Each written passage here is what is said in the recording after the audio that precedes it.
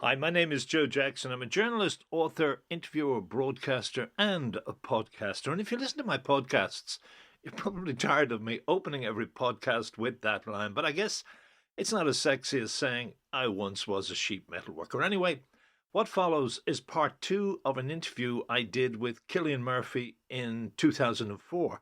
In the previous podcast, I mistakenly said that I had talked with Cillian sometime before that while he was appearing in a play called Disco Pigs, that then became a film.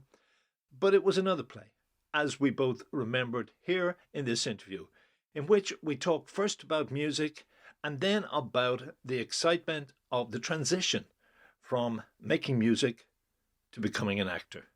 Enjoy. Okay, tell me a little about the 20-year-old who wanted to follow, who did the Zappa kind of fascination. And I was one of the last people to interview with Zappa in his house. Actually, I spoke to you on the phone. Did you? Did we talk on the phone? For a hot press. Very good. I thought. Because you told me this. Yeah. Yeah. That's right. We had a great chat. That's right. All right. When I was doing the thing in the gate. What was that? Much Ado? No. No, it was The Shape of Things. Oh, you mean and we spoke on the phone. Absolutely. So there you go. Tell me a little more about that kind of, and how your folks apparently didn't want you to do that. Didn't want me to do the get music. Into the world of rock. I saw a quote somewhere in the clause of the music industry. It wasn't something they wanted. Well, what happened was, we were very young. I was like 18. My brother was 16 or so when the whole thing. Because we've been playing music all my life, and then we were big Zappa fans, and then we got offered this record deal. By whom? By Acid Jazz. All right, okay.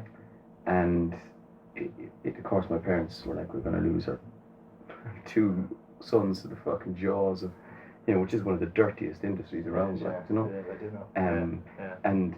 But were you aware of that, or did they have to tell you? Were you aware even at that stage just how dirty and how soul-destroying? Well, I knew when the deal came through, it was like 50 quid a week, and they would own all, like I was to write the songs, so they'd own all my fucking songs and own everything. And they'd have us for 3 albums and whatever. Like the way every fucking band who signs a deal, you basically now, unless you do your publishing, which bands are smarter now, but we would have signed away everything. So I think in retrospect, I think we were quite smart in that we said no to the thing. But how big a dream was it for you? It was huge, and I spend the only thing extravagant in my lifestyle, I think, is hi-fi. Is my stereo system and buying music and going to gigs. They're the only things I would. So you bought a stereo system in your London flat rather than and took a rundown sofa off the street. Just you. Did you? I picked up 1 or 2 bits of furniture off the street, but anything. All right. That's cool. That's a cool gesture. Well, if it's nice and nobody wants it. No, but yeah, therefore it was a big, massive part of my life. And it still is a part of my life. And the moment you decided, my folks are right, or I see through it all, and I ain't gonna go there. We're not gonna go there. When was that? And did your brother agree? Oh, he did, yeah. No, there was 5 of us in the band, and we all made this.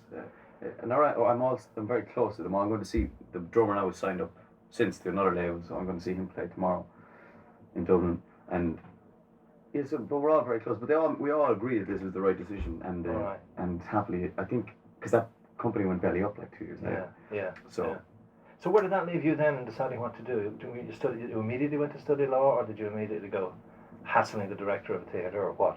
That happened. The deal thing happened during the first year of law. Oh, did it? All right. Basically, a lot of things happened in 1996, the end of 1996. When we were offered the deal, I got the part in Disco Pigs. I moved out of home. All right. And to where? To London? No, I just moved in. Oh, somewhere else. Yeah. Where were you born? Cork. Okay, so you just moved out of the family home. Yes. But is that true that you got your break by hassling a director who finally said your persistence has paid through? I'll see you. Well, yeah. Well, there's a sort of a. And who was that? The director of Disco Pigs, Pat Kiernan. Okay, all right. Is his name, and he's the artistic director of Cork Darker Theatre. Okay. So, yeah. But he had taken it when I was in 4th year in school. He had taken a drama module class with us in school when I was I would have been 16. And that was the first time I'd ever experienced anything of like performing or acting, and then as a result of that, I'd see him out like pissed around Cork, and you'd be or he'd be. Well, I probably would be more pissed. But just and I'd annoy him then, and fair play to him, you know, he saw me for that part. And what was the sense that day in school in the drama module? What was the sense you got when acting or performing? What did you feel? Did something right about this, or?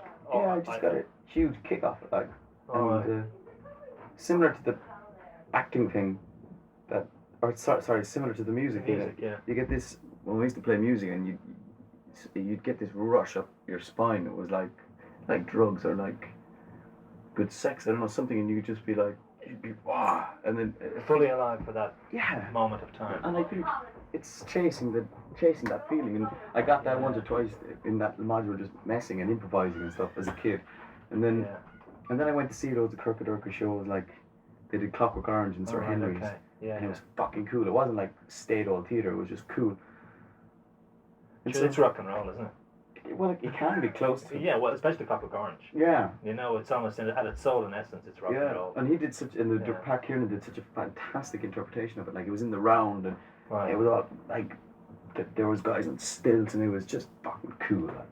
And I thought there's something in this, and I just thought he was the coolest guy in Cork anyway. And that led to Disco Pigs. Mm. Eventually. Did you relate to that character in Disco Pigs? Could you relate to the character in Disco Pigs? Because you were locked inside it for a long time, weren't you? Well, yeah. Was it 18 months on stage and then? 18 months about on stage, and then but it was a hiatus about 2 years in between. I did between the play and the film. Yeah. But could you relate to the characters? Because you said about one of your characters, I don't know which one it was, that you could identify with the loser in the character. I think it was one romantic lead you played where you just said there's a part of us that identifies with the loser.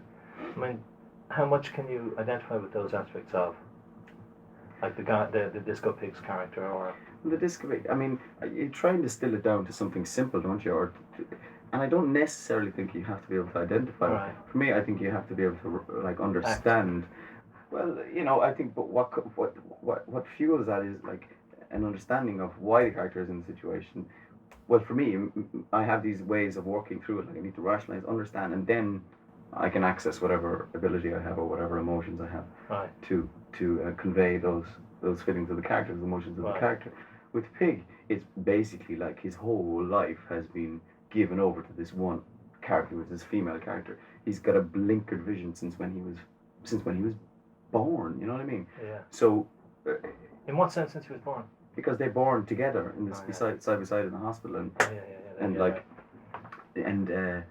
he's never matured. Right? He's like a child, you know, and he acts on impulse, and he cannot. It's Siamese almost, or co-joined without being like that. You know, that when she's taken away, he can't sustain life. Right? Did you ever have that kind of symbiotic feeling with a woman? With a woman. Now, I'm not talking about it as a good thing even, because that is dangerous to get that interdependent. I'm not talking about have you been in love, are you in love? I'm talking about that kind of, if she leaves the room, my breathing's affected. No, I haven't. You know, not that kind of, which can be dangerous. Yeah, absolutely. And this relationship is because it traps two people, you know. And what happens in the Disco Pigs is that she leaves, and obviously he can't survive. Are you wary of falling that deeply in love? Has it just not happened? No, I'm involved. So are you? Yeah. But just not to that extent that it's a symbiotic union, an interdependent kind of dangerous. No, I don't think love, for it to be interesting, has to be dangerous. You know. So. Well, a lot of black romantics do. Well, I would have to disagree, though. Yeah. All right. Okay. No, fair enough. Hi, Joe Jackson here again. I thank you for listening to this edition of the Joe Jackson Interviews podcast. If you want to read some of my articles, check out my website, joejacksoninterviewer.com.